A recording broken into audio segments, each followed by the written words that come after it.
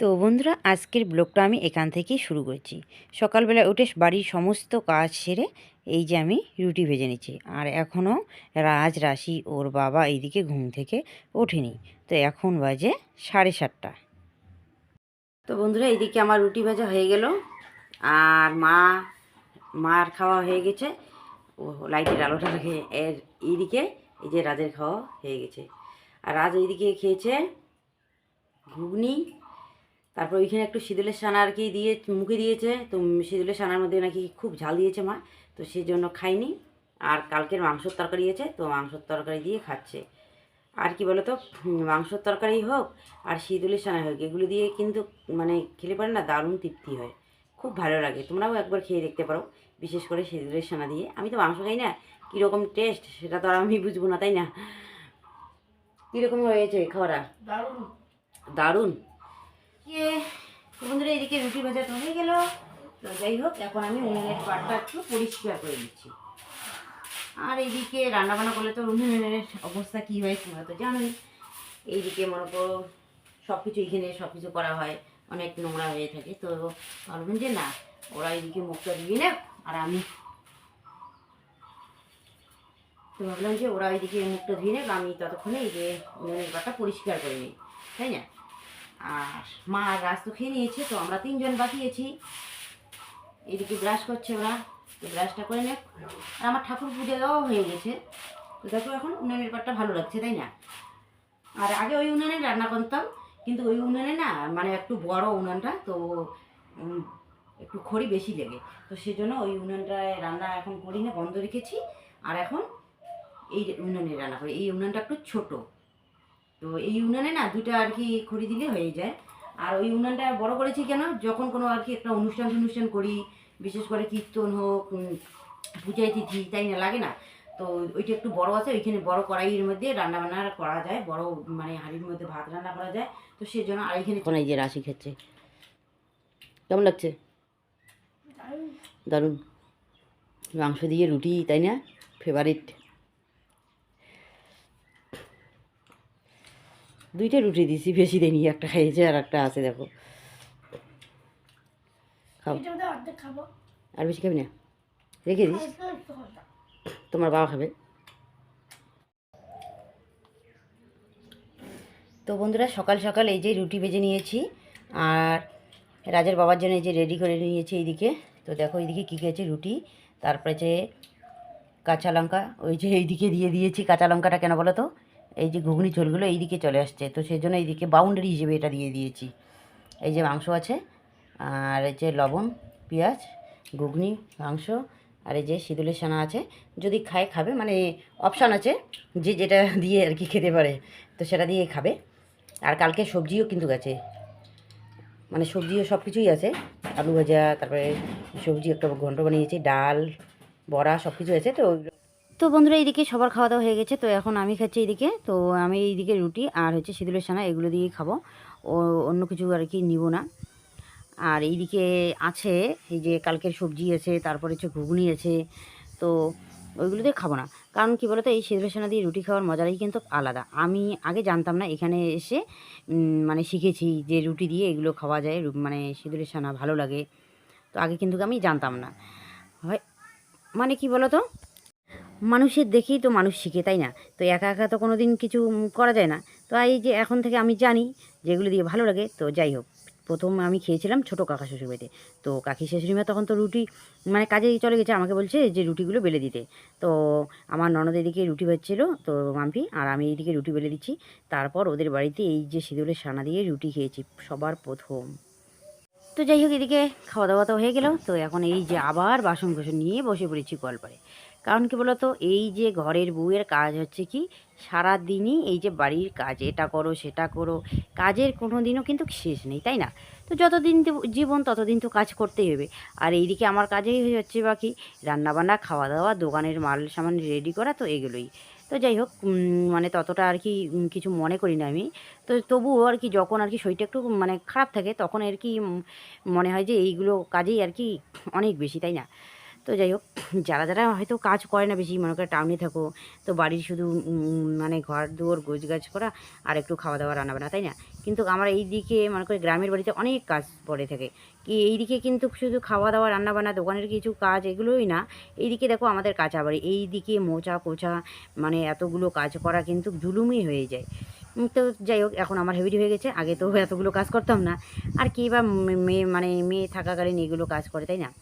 তো আমিও আগে স্কুল যেতাম, খাওয়া দাওয়া করতাম, বাস ঘুরি করতাম, তবু আমি রান্নাবান্না সকালবেলা করতাম, কারণ আমি আর কি এগুলো করতাম, তো এই রকম করেই আর কি চলতো।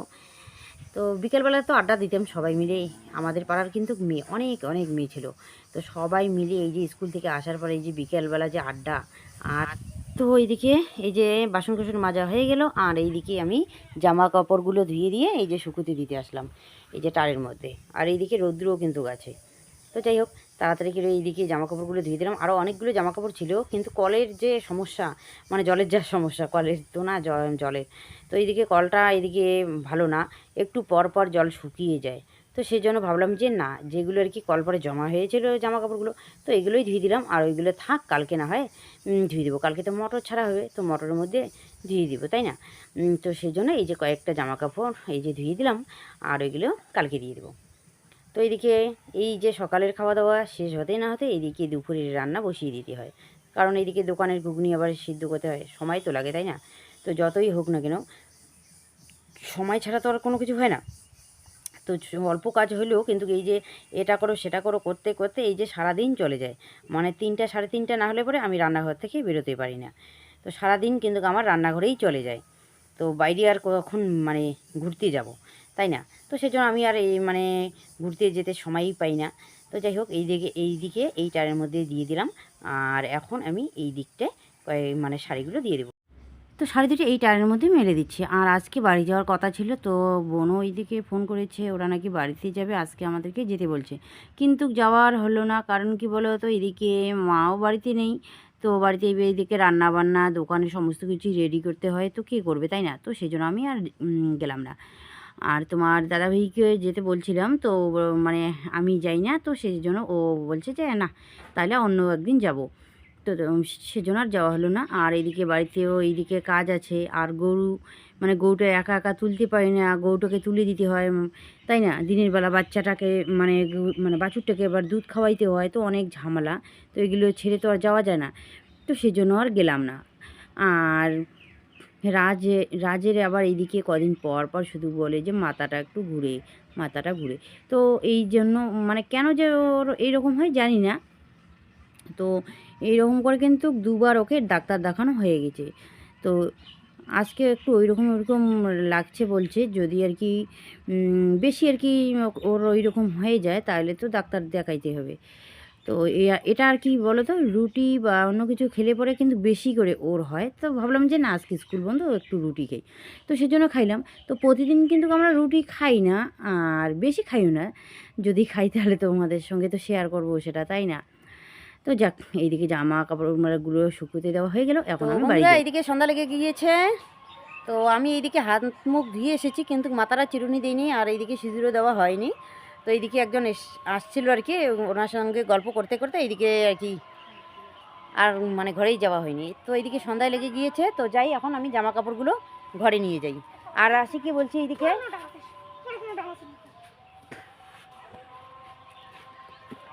তো রাশিকে এইদিকে বলছি যে মানে ঠাকুর বাতিটা দিতে, আর আমি এইদিকে গরুগুলোকে ঘরে তুলে নেই, মা এখনও আসেনি বাড়িতে।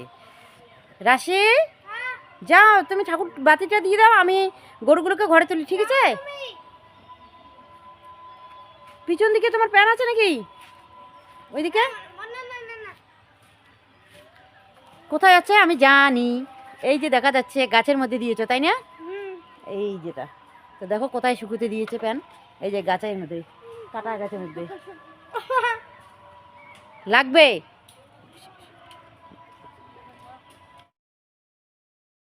শুভ সন্ধ্যা বন্ধুরা, এইদিকে দেখো সন্ধ্যা প্রদীপ দিয়ে এই যে চলে আসলাম, এইদিকে রাজরাশি বই পড়তে বসেছে, আর রাশিকে দেখো কত ঠান্ডা লেগেছে, সোয়েটার পরেনি। আর দেখো এইদিকে চলে আসলাম রান্নাঘরে, রাজরাশি এইদিকে বই পড়ছে, আর আমি রান্নাঘরে আসলাম। তো দুপুরবেলা তো তোমাদের সঙ্গে শেয়ার করা হয়নি যে কি রান্না করেছি, তখন দুপুরবেলা মানে অন্য অবস্থায় ছিলাম আর কি, তো কী বলবো আর সেটা বলছি না তোমাদেরকে, তো সেই জন্য আর ভিডিও করতে আমি পারিনি। তো এখন দেখাই, চলো কি কি রান্না করেছিলাম। তো দেখো এই যে দুপুরের ভাত অল্প আছে, তো এগুলো হবে না, আর একটু রান্না করতে হবে।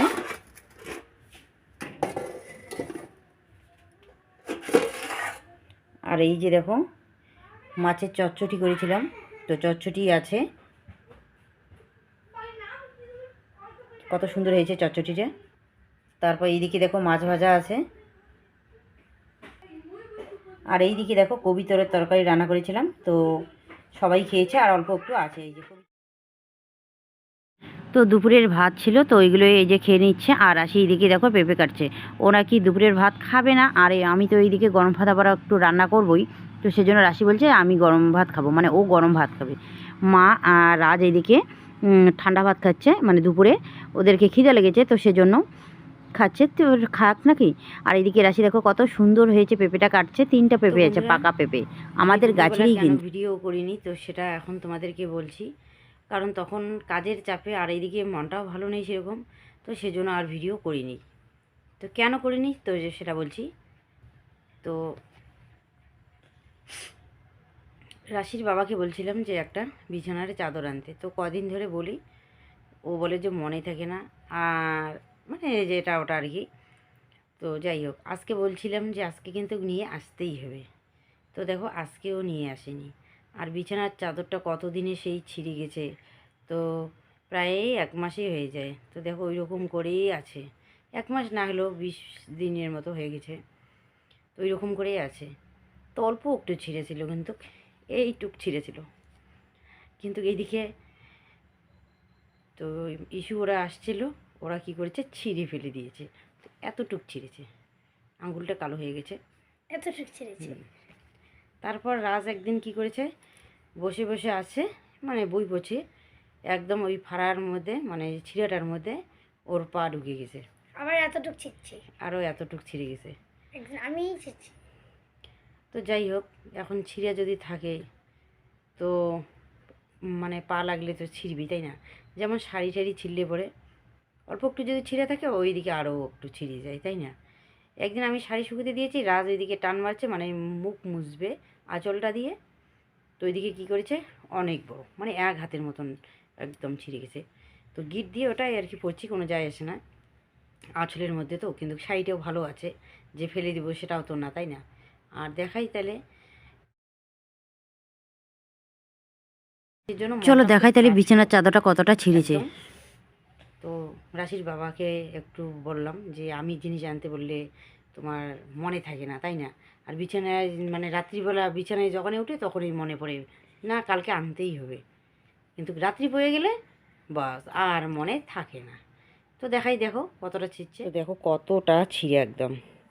তো কদিন ধরে এটাই এইরকম করে গিট দিয়ে এই যে বিছানার মধ্যে পেতে রাখি, তো কি করা যায় আর। কিন্তু লজ্জার বিষয় একটা হচ্ছে, এই সময় যদি কোনো আত্মীয় স্বজন আসে তখন কি হবে, তাই না? তো এই জন্যই আমি চিন্তা করি, তো কি বলবো, দুঃখের কথা। আর তো এই জন্য মনটা খুব খারাপ ছিল, ওর বাবার সঙ্গে একটু রাগারাগি করে মানে এই দুপুরবেলা আর ভিডিওই করিনি আমি। এদিকে রান্নাবান্না করছি, মনটাও খারাপ, তো কি করা যায় আর। এইদিকে মশারি টেনে রেখেছে, রাশি টানলো, এই যে বালিশ পেতে রেখে দিয়েছে, এখন শুয়ে পড়বো। আমি তো আর শুবো না, থেকে থেকে একটু ভিডিওটা এডিট করে নেব, কালকে আবার দেরি হয়ে যাবে। আর একবার যদি রাত্রিটা পোহায়, তখন কিন্তু আর মোবাইল নিয়ে আমি বসার সময়ই পাই না, সত্যি কথা বলতে কি। কারণ তখন অনেক কাজ থাকে, এটা করতে হয় সেটা করতে হয়, জামা কাপড় ধুতে হয়, সকালবেলা খাওয়া দাওয়া রান্না বান্না পূজা দিতে, এইদিকে অনেক অনেক কাজ থাকে, তো সেজন্য ভিডিওটা আর করা হয় না। কি তুমি থাকবা? থাকো। তো দেখো এই যে মানে বিছানার চাদরটা আর নেই, তো আগে এটা কিন্তু নতুনই ছিল, বেশি দিন হয়নি। আর এইখানে যে যে ফুটোটা ছিল, এটা আগেরই ফুটো ছিল, এটা দিয়েছে দিদি বাড়ি থেকে দিয়েছিল, গত বছর পয়লা বৈশাখে দিয়েছিল এই চাদরটা, বিছানার চাদরটা। মাউই আসছিলো, মাউই দিয়ে গেছে। এই বছর এই যে পয়লা বৈশাখ আসতে আসতে ছিঁড়ে গেছে, তো ওদের বাড়ি থেকে দেয় পয়লা বৈশাখে। গত বছরও আমাকে শাড়ি দিয়েছে, তারপর রাশিকে দিয়েছে, এই যে বিছানার চাদরটা দিয়েছে, সবাইকে দেয় দিদি বাড়ি থেকে। তো কী করা যায় বন্ধুরা, আগে তো ছিল বিছানার চাদর কয়েকটা, মানে পুরানি রেখে রেখে দিতাম, কিন্তু এ সময় যে এতটা আর কি ফাঁকা, মানে একটা বিছানার চাদর নেই। তারপরে একটা ছিল, ওটা করছি, গোয়াল ঘরে আর কি দিয়েছি। আর ওই বিছানার চাদরটা কীরকম জানো, মানে ভিজা থাকে, ওটা সুতির না যে। তো আর ওইগুলো চাদর, বিছানার চাদর আমি কিন্তু পছন্দ করি না সুতিরটা, যতইটা মানে যতই রঙটা আর কি জ্বলে যাক না কেন, তবু কিন্তু মানে সুতির জিনিসটার ব্যাপারটাই আলাদা, তাই না? থাকতে একটু আরাম লাগে। আর এইদিকে এই যে গরমের দিন আসছে, আর ওই যে ওইগুলো চাদরে যদি আরও মানে বিছানার চাদরে যদি বিছানার মধ্যে বিছানো যায়, খুব খারাপ লাগে আমাকে। তো ওর বাবাকে বলছি, ওর বাবা আমাকে সকালবেলা বলছে যে কী আনবো, সুতির মধ্যে না অন্য রকম। আমি বললাম যে না, সুতিরই একটা নিয়ে আসো, তাই না?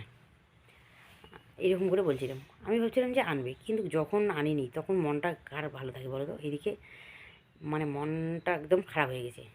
তখন ধেত মন মানে রাগারাগি করে আর ভিডিও করিনি। তো যাই হোক বন্ধুরা, আজকের ব্লগটা আমি আর বেশি বড় করছি না, এখানেই শেষ করছি। কালকে তোমাদের সঙ্গে দেখা হবে একটি নতুন ভিডিওতে। তোমরা সবাই ভালো থাকো, সুস্থ থাকো। শুভরাত্রি, টাটা।